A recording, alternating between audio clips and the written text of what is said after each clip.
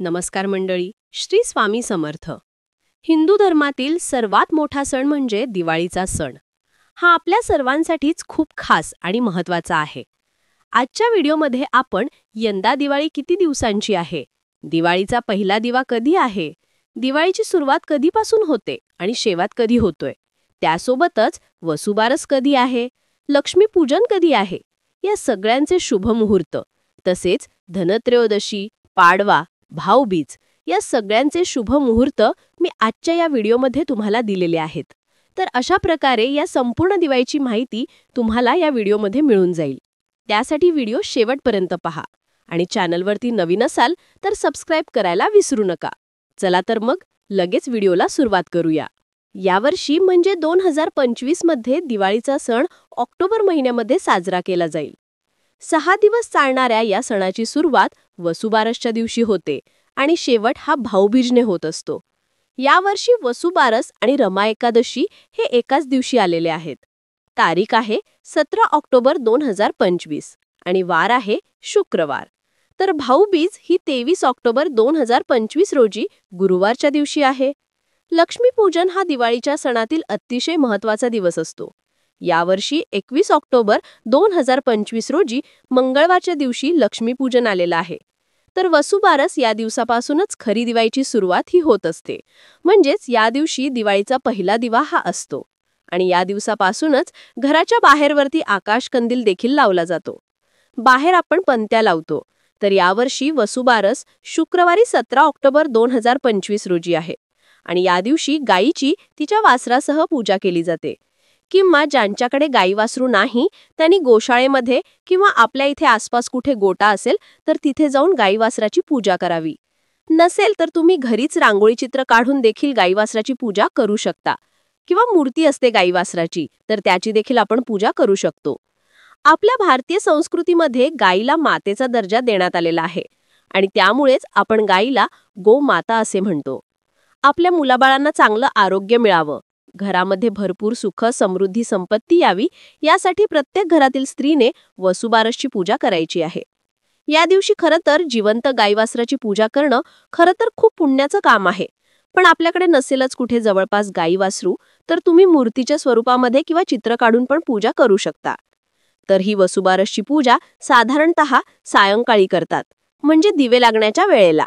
म्हणजेच तुम्ही सायंकाळी 5:30 ते 6:30 या वेळेमध्ये तुम्ही ही वसुबारसची पूजा करू शकता.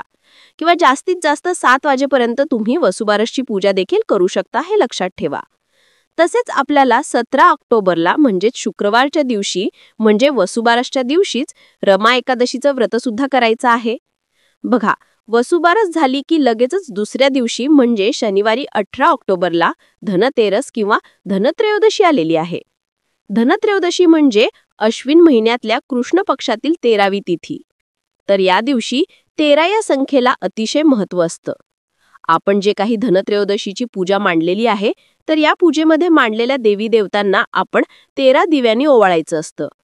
या दिवशी माता लक्ष्मीची पण पूजा केली जाते. त्याचबरोबर या दिवशी सोने, चांदी, भांडी यासारख्या नवीन वस्तू पण आपण खरेदी करू शकतो. धनत्रयोदशीच्या दिवशी अशा मौल्यवान धातूची खरेदी केली तर वर्षभर आपल्या घरामध्ये सुख, संपत्ती आणि समृद्धी नांदते. तर या दिवशी वैद्य लोक खास करून धन्वंतरी देवाची पूजा करतात. पण सर्वांनीच या दिवशी धनत्रयोदशीची पूजा ही नक्की करावी, कारण धन्वंतरी देव हे आरोग्याची देवता आहेत आणि आपल्याला चांगलं आरोग्य लाभावं यासाठी आपण धन्वंतरीची पूजा या दिवशी करत असतो.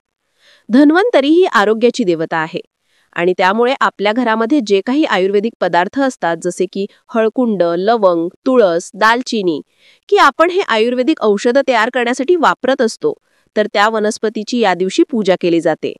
तसेच या दिवशी धनाची म्हणजेच पैशाची देखील पूजा केली जाते आणि नैवेद्य म्हणून धने आणि गूळ ठेवला जातो. बघा, धनत्रयोदशीच्या दिवशी घरातील धनाची म्हणजेच पैशाची, धान्याची पूजा केली जाते. तसेच धनत्रयोदशीला कोणत्या वस्तू आपण घेतल्या पाहिजे याचा देखील व्हिडिओ मी कालच चॅनलवरती अपलोड केलेला आहे, तो देखील नक्की पहा. बघा, शनिवारी 18 ऑक्टोबरला धनत्रयोदशी आहे आणि या दिवशी सकाळी 8 वाजल्यापासून ते 9:30 वाजेपर्यंत शुभ मुहूर्त आहे आणि दुपारी 1:50 ते सायंकाळी 4:45 वाजेपर्यंत लाभ मुहूर्त आणि अमृत मुहूर्त आहे. आणि त्यानंतर सायंकाळी 5:15 ते 5:45 वाजेपर्यंत लाभमुहूर्त आहे आणि रात्री 8:15 ते उत्तर रात्री 12:30 वाजेपर्यंत शुभ आणि अमृत मुहूर्त असल्याने या शुभ काळामध्ये तुम्ही भांड्याची किंवा इतर वस्तूंची खरेदीही करू शकता किंवा इतर कोणत्याही धातूची खरेदी देखील तुम्ही या मुहूर्तावरती करू शकता. आणि या धनत्रयोदशीच्या दिवशी सायंकाळी 7:16 पासून ते 8:20 पर्यंत कधीही तुम्ही आपली धनत्रयोदशीची पूजाही करू शकता. आणि हो, या दिवशी यमदीपदान देखील केलं जातं.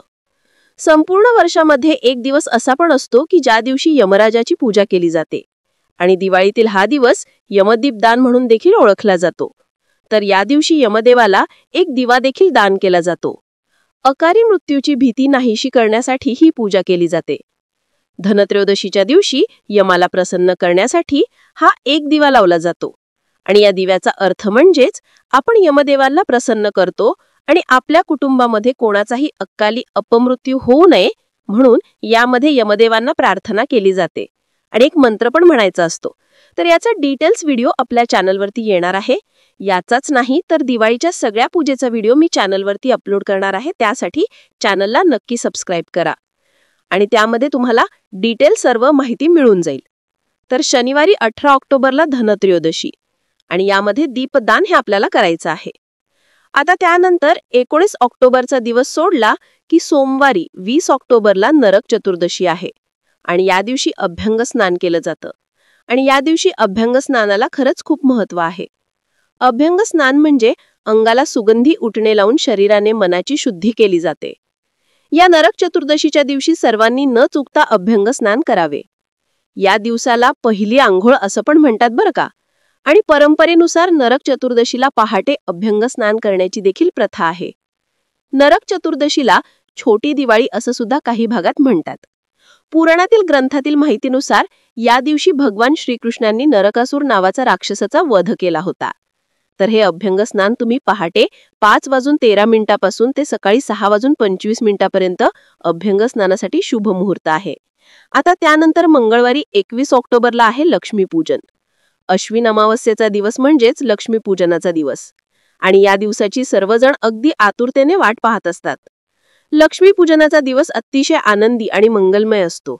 तर त्या दिवशी सर्वजण अगदी गरिबांपासून ते श्रीमंतांपर्यंत सर्वजण लक्ष्मीपूजन करतात. या दिवशी प्रत्येक जण लक्ष्मीचं स्वागत करतो.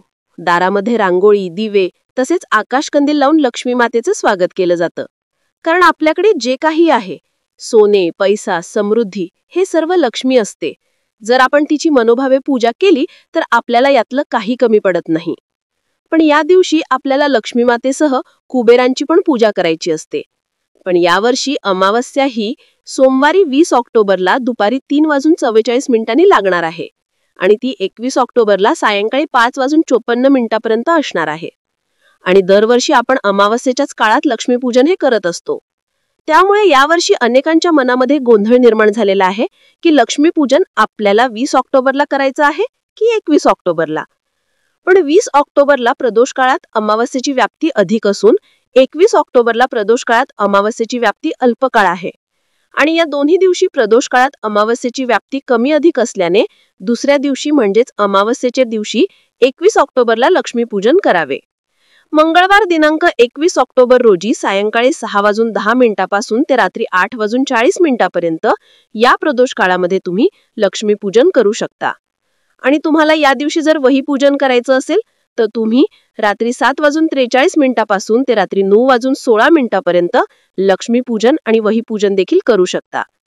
आता याच्यानंतर वहीपूजनच्या दुसऱ्या दिवशी म्हणजेच बुधवारी 22 ऑक्टोबरला दिवाळी पाडवा, ज्याला बलिप्रतिपदा असे देखील म्हणतात. तर हा दिवस पती पत्नीच्या प्रेमाचा दिवस आहे. तर या दिवशी पत्नी आपल्या पतीचं औक्षण करते आणि पती आपल्या पत्नीला या दिवशी भेटवस्तू देखील देतो. या पाडव्याच्या दिवशी पण तुम्ही कोणत्याही चांगल्या वस्तूंची खरेदी नक्कीच करा, कारण हा 3.5 मुहूर्तापैकी सुद्धा एक शुभ मुहूर्त मानला जातो आणि त्यामुळे या दिवशी खरेदी केली तर अतिशय शुभ ठरते. तुम्ही सोने, चांदी यासारख्या धातूंची पण खरेदी करू शकता किंवा कपडे, भांडी यासारख्या वस्तूंची पण खरेदी करू शकता. खरेदीसाठी किंवा आपल्याला कोणताही व्यवसाय चालू करायचा असेल किंवा कोणत्याही चांगल्या शुभ कार्याला सुरुवात करायची असेल तर तुम्ही हा दिवस तुमच्यासाठी अतिशय शुभ मानला जातो. आता या दिवाळी पाडव्याच्या दिवशी बुधवारी 22 ऑक्टोबर रोजी सूर्योदयापासून ते सकाळी 9:30 वाजेपर्यंत लाभ आणि अमृत मुहूर्त आहे आणि सकाळी परत 10:56 ते दुपारी 12:23 देखील शुभ मुहूर्त आहे. तसेच सायंकाळी 4:42 ते 6:10 लाभ असा मुहूर्त आहे आणि रात्री 7:42 ते 10:49 शुभ आणि अमृत मुहूर्त असल्याने या काळामध्ये तुम्ही वहीपूजन करू शकता किंवा कोणत्याही गोष्टीची खरेदीही करू शकता. आता त्याच्यानंतर दिवाळीचा शेवटचा दिवस गुरुवारी 23 ऑक्टोबरला आहे भाऊबीज. तर हा दिवस सर्वांना प्रिय आहे. बहीण या दिवशी आपल्या भावाचं औक्षण करते, त्याला ओळायचं आणि भाऊ पण आपल्या बहिणीसाठी ओळणी हा देत असतो. तर या दिवशी म्हणजे गुरुवारी 23 ऑक्टोबरला भाऊबीजेला दुपारी 1:13 ते दुपारी 3:28 औक्षणासाठी शुभ मुहूर्त आहे. या वेळेमध्ये बहीण आपल्या भावाचा औक्षण करू शकते.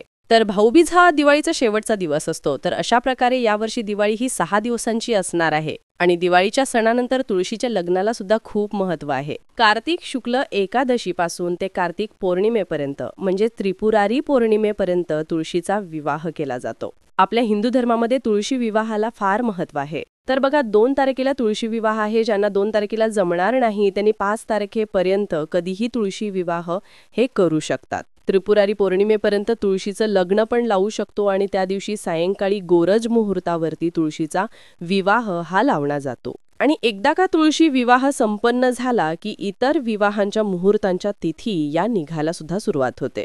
तर अशा प्रकारे आजच्या व्हिडिओमध्ये आपण दिवाळीतल्या प्रत्येक दिवसाची माहिती आणि मुहूर्त पाहिलात की कोणत्या दिवशी कोणत्या मुहूर्तावरती आपल्याला पूजा करायची आहे. तर या सगळ्या दिवसांचे शुभ मुहूर्त मी तुम्हाला दिलेले आहेत, त्यामुळे तुम्ही पण मुहूर्तावरती पूजा करण्याचा नक्की प्रयत्न करावा. आणि असा व्हिडिओ कसा वाटला तुम्हाला तर तो देखील नक्की कमेंटमध्ये सांगा आणि आवडला असेल तर व्हिडिओला नक्की लाईक करा आणि जास्तीत जास्त लोकांपर्यंत शेअर करा. आणि असेच नवनवीन व्हिडिओज पाहण्यासाठी आजच्या आपल्या चॅनलला नक्की सबस्क्राईब करा. आणि हो, व्हिडिओ शेवटपर्यंत पाहिल्याबद्दल अगदी मनापासून तुमची मी खूप खूप आभारी आहे. धन्यवाद. श्री स्वामी समर्थ. जय जय स्वामी समर्थ. रामकृष्ण हरी. जय जय रामकृष्ण हरी. ओम नमो भगवते वासुदेवाय नमः.